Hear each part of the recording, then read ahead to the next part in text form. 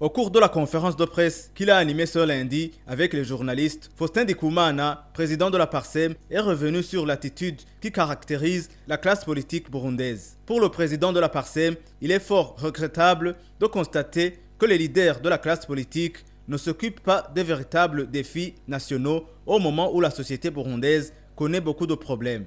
Je ne comprends pas comment un politicien qui dit qu'il s'engage dans le métier de faire la politique et ne pas pouvoir s'exprimer régulièrement sur des problèmes qui surgissent et des problèmes qui manifestent une importance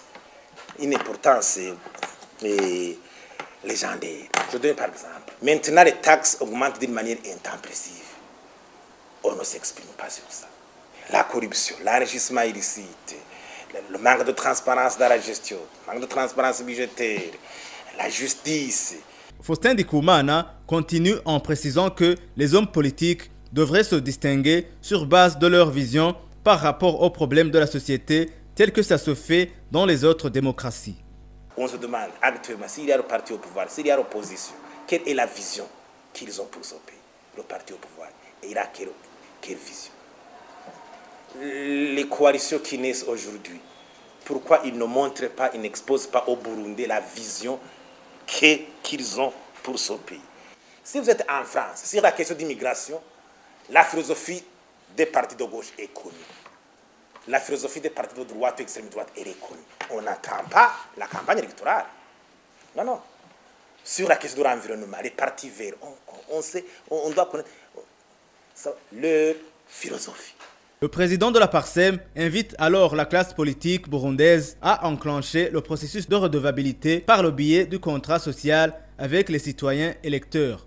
Au lendemain des élections, il faut que les politiciens se soient exprimés sur tel ou tel autre défi pour enclencher le processus le phénomène de redevabilité.